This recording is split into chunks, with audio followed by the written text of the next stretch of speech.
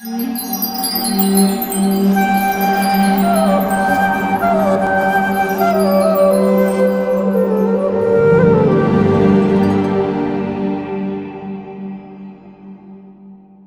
everyone, welcome back to our talk show today.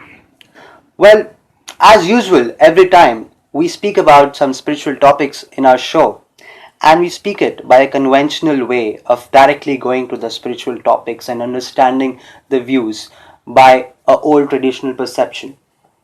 But today, we have something unique and something new for you guys.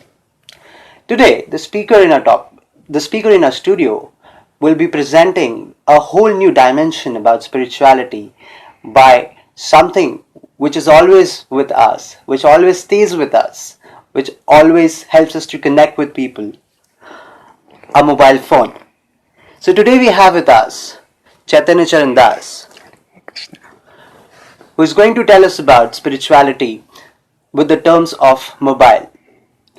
So before we start our conversation, I would just like to introduce Chaitanya Charan. He is an author of about 20 books. By education qualification, he is an engineer. He has given lectures in esteemed universities like University of Cambridge, University of Melbourne, Christian universities, and moreover, he has been invited to various conferences internationally and recent peace conference by UNICEF. So we have a very intellectual person with us today to speak on this topic. Welcome to our show, and thank you so much for taking this thing with a new dimension of mobile. I'm really excited because I first time heard this, that we can understand the spiritual aspects of our life by terms of mobile. First of all, I just like to ask you that how do you relate an object like mobile with something so deep, a spiritual concept, or something where we know more about ourselves? So what is the relation between the two? Yeah, I've been thinking about this. The mobile often gets a lot of bad press. Okay. Especially in spiritual circles. People say mass distraction. And it is true to some extent. Okay. But I'm primarily a student of the Bhagavad Gita. And the Bhagavad Gita's approach to although the Bhagavad Gita is a spiritual book, its approach to the world is very positive. Okay. As a principle in the 10th chapter, 44th verse, Krishna says that everything attractive in this world manifests a spark of my attractiveness. Everything attractive in the world. So it manifests a spark of God's attractiveness. Okay. So this is we look at the attractive things of this world, we say, oh, will this distract you from reality? That's one way. The Gita acknowledges that way, but the Gita offers another way also. So based on that, I've been thinking, how could we look at a mobile more positively? Okay. And the basic metaphor that I'll use, the topic will be what your mobile can teach you about your mind. Okay. So the mobile is basically a computer. And any computer system has three levels in its operation. There is the hardware, the software, and the user. Of course. So now the Bhagavad Gita offers a three-level vision of the human person. We are not just our physical bodies. There is the body, there is the mind, and there is the soul. So you are relating hardware with the body, a mind with the software, and the user with the soul. Yes. That's amazing. Yeah. So now, if you consider the mind, the software is, in a sense, physically intangible. I cannot carry the software literally. I can carry a CD which contains the software. I can carry a pen drive. But the software is intangible in a physical sense. Okay. But the software is a vital via medium for us to access the hardware. Suppose we got a very sophisticated computer as a gift, but it had no software on it.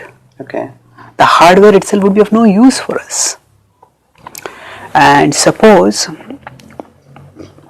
if a person's computer has a software problem, has a software problem, but they keep replacing the hardware. There's no image coming on the screen, so replace the monitor, replace the keyboard. and you will get the most expensive, the best quality hardware in the world. But the problem in the software, improving the hardware will not solve the issue. Of course. So similarly, in today's society, we have a phenomenal level of progress at the physical level. That's the hardware. That is the hardware. But at the mental level, people are dissatisfied. Martin Luther King said almost 50 years ago, he says, we have guided missiles and misguided men. Our technological power, our scientific power has outrun our spiritual power. Yeah. So we have worked phenomenally at the level of the body, but at the level of the mind, we are disturbed. I often say that we are today comfortably miserable.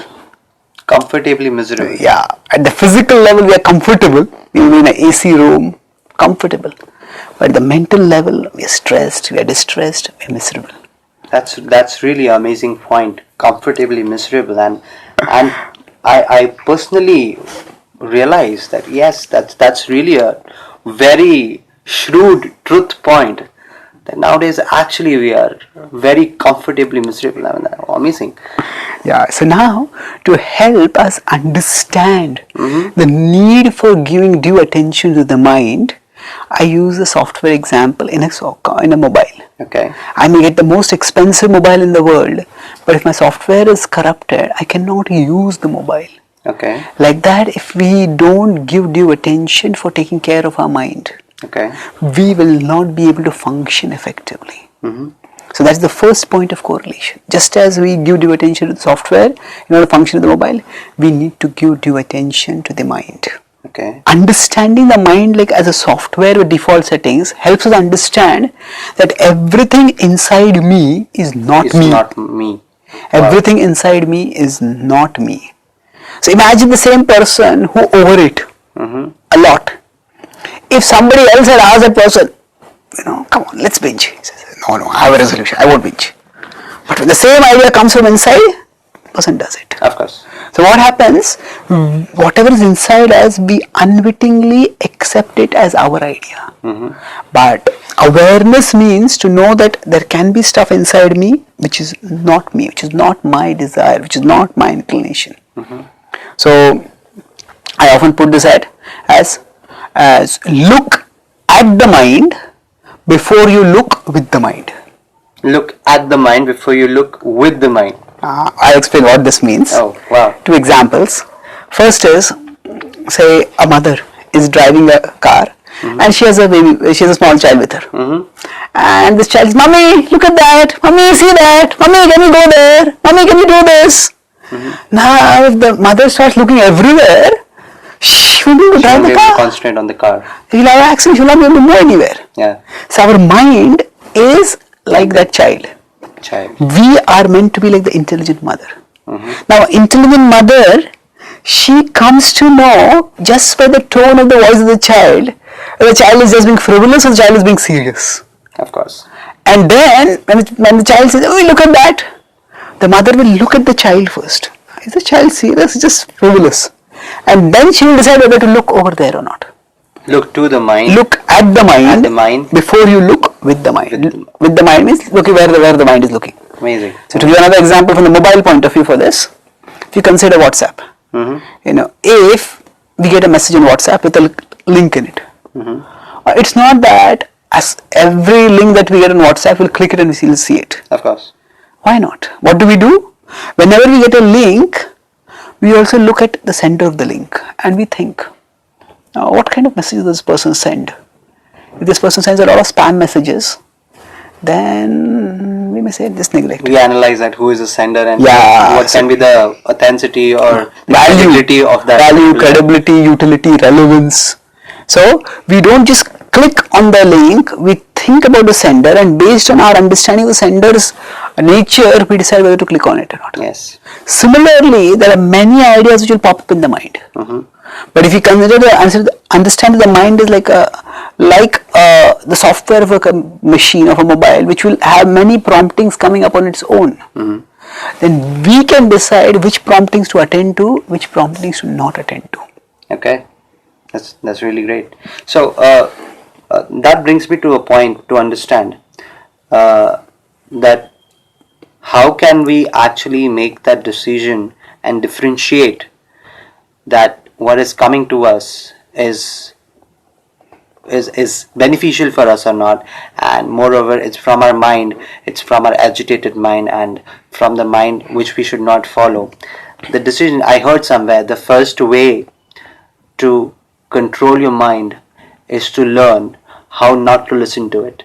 I heard this line somewhere. So how do we do that? I mean, because I heard somewhere, even somewhere in Bhagavad Gita, Arjuna also says something like this to Krishna, that it's very difficult to control the mind. Yeah. So, matter of fact, this is not it's a very good thing that it's not a new disease, it's not a new incapability, it's coming from a very long time. So how do we actually control this mind? Because right now, if I'm sitting over here, though I'm listening to you, my mind tries to take me to many other places, and this happens the whole day. So how a person actually controls his mind to actually focus, to actually do what he's supposed to do and what is beneficial for him, and not do what actually mind is trying to tell you to do, which is eventually not beneficial for you. So how do we do that? So two main things, propinquity and spirituality. Okay.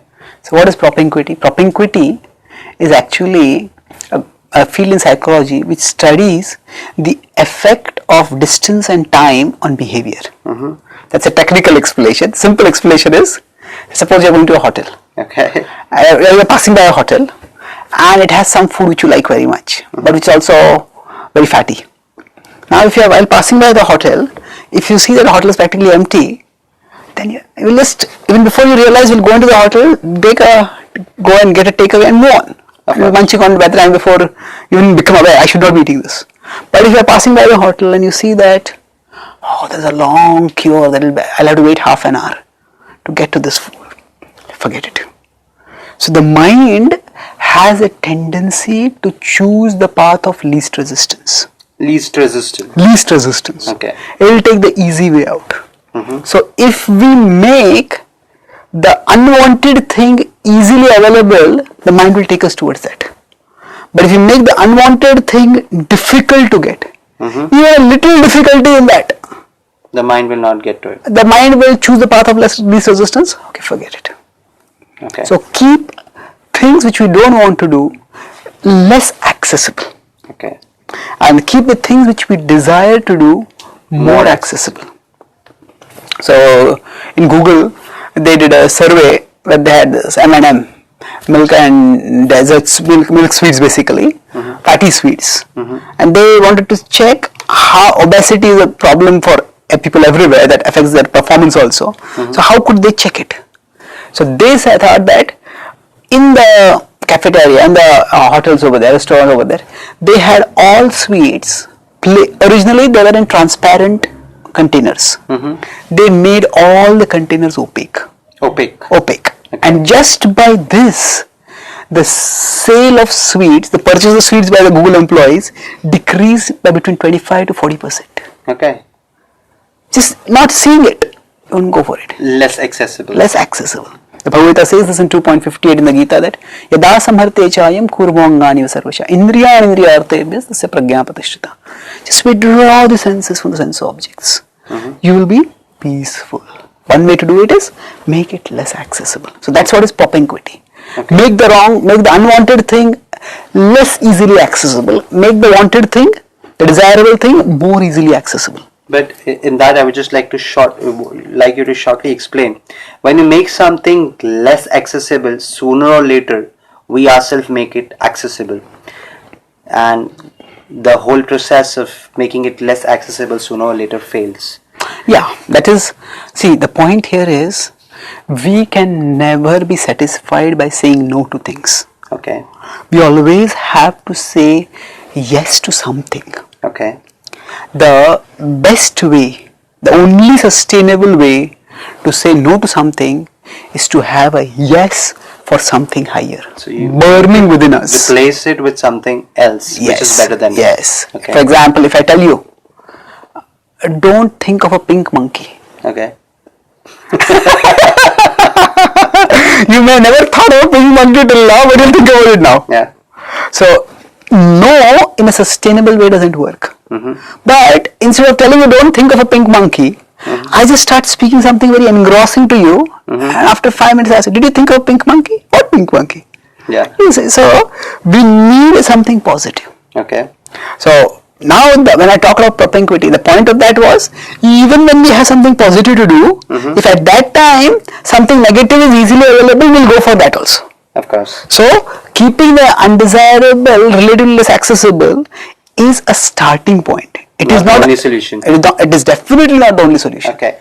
If we make that the only solution, then that will lead to the collapse of all our resolutions. Okay. Because saying no gives within us a sense of deprivation. Okay. That we are deprived of that. Yeah, pleasure. and deprivation means dissatisfaction. We'll go for it. So we need something constructive. Okay. So that's where what the process of spirituality is about is that the mind is a tool which has ultimately a positive function. The mind is meant for thinking, feeling, willing. Okay. And all these can be used constructively. Mind is meant for thinking, Thinking, feeling and willing. Okay. So we think about something. After we think about it, we start experiencing some emotions in relationship with that. Once we experience those emotions, then we get intentions. So, for example, we see, say, we're passing along a road and we see advertisement of a new mobile. Okay, interesting thinking. You look at the price, look at the looks, we maybe look at the features. Hey, this is good, From thinking, feeling, hey, this is good. So thinking is just more dispassionate observation. Feeling is involvement of emotions in it. Hey, that's nice. And willing, hey, I'm going to buy this. So thoughts grow into emotions, grow into intentions. And generally, it is much easier to stop things at the level of the thoughts than at the level of the intentions.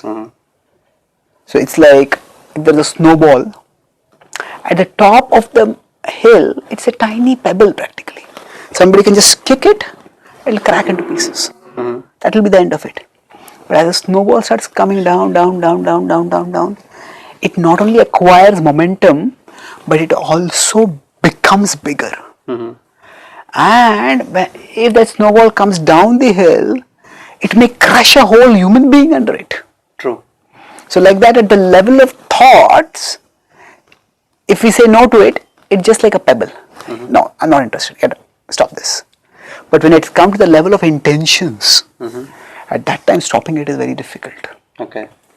So the important thing for us is that not just that we don't want the wrong snowball to come down.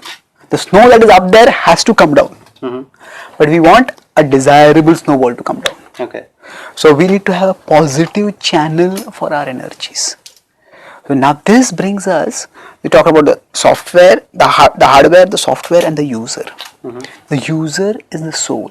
Is the soul. Soul. And soul, what is called the Atma. And the soul is actually a part of God.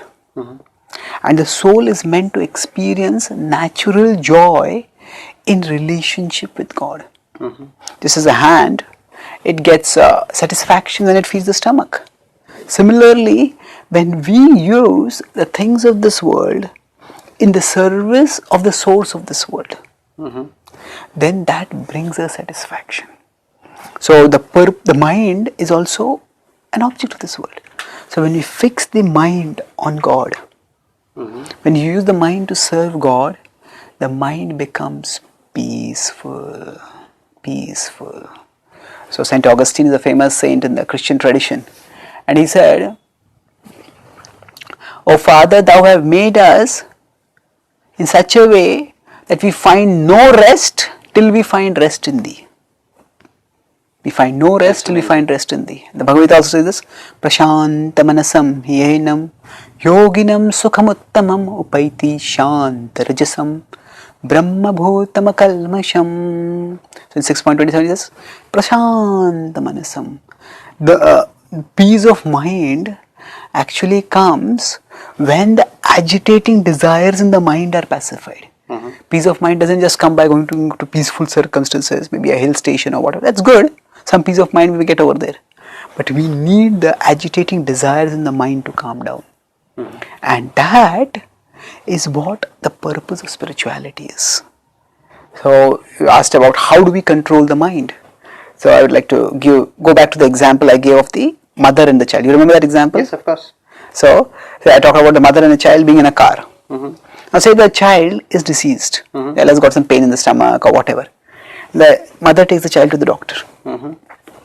Now the doctor may give maybe some toffee to the girl and smile at her, talk nicely with her. The doctor will just be sweet with the girl, but the doctor's real business will be with the mother. She's got this disease, and you would give her this medicine morning, afternoon, evening, and then they leave. The doctor is not going to be 24 hours with the mother or the child. Making sure that the child takes the medicine is the responsibility of the mother. So similarly, we could say we have our guides, we have our well-wishers, we have our spiritual mentors, we have our guru. That's like the doctor. The mind is like a child.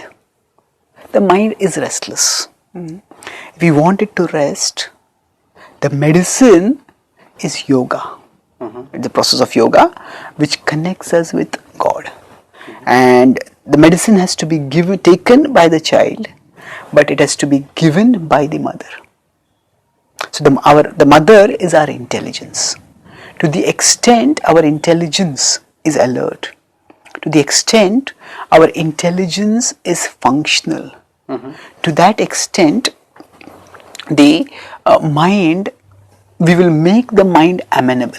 If the mother becomes sentimental, the child says, "No, I don't want this medicine." The mother says, "Okay, you don't want, okay, don't take it. I don't want you to feel bad." Yeah, the mother doesn't want the child to feel bad, that's good. But the way the child will stop feeling bad is by taking the medicine. Of course. So similarly, while practicing spirituality, the mind may say, no, I don't want to do this. But our intelligence has to be strong. So this is where, going back to the phone metaphor,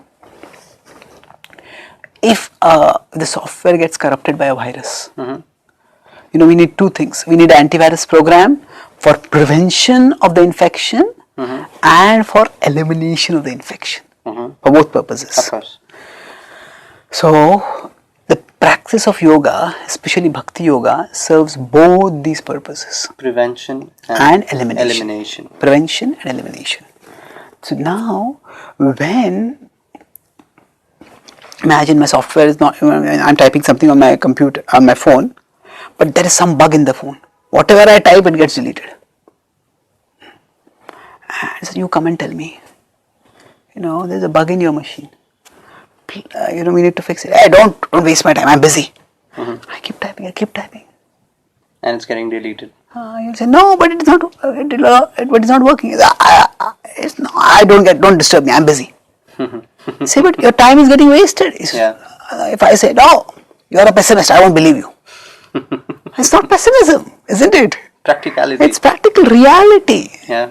So, the mind, all our minds are actually right now having different degrees of corruption, different degrees of infection by various negative desires, negative tendencies, negative conditionings. And because of that, our energy gets dissipated. Now, all of us have observed sometimes that at the end of a hard day's work, we feel tired. Yes. But sometimes, if we're disturbed about something, we're irritated about something, even through half the day or just 1/3 of the day, we just feel tired. We feel really exhausted. Yeah. And that tiredness is not so much physical tiredness as mental tiredness. We're just fed up of things. Yes. So, many times people sleep not because they're physically tired, but because they're fed up. Mentally tired. Yeah. So you just want to forget the world. Sleep is a way to escape from the world, not a rest for the body. So this mental tiredness happens because the software of the mind is misdirected, and when it is misdirected, then we function asynchronously. What do you mean by asynchronously? Sometimes we have some homemade videos which may not be very good, well made. So what happens? Say they're shooting some fight, and then even before the hero hits the villain, even if the fist moves there, the sound comes first. It's messy. This is a small amount of asynchronization which might just be humorous.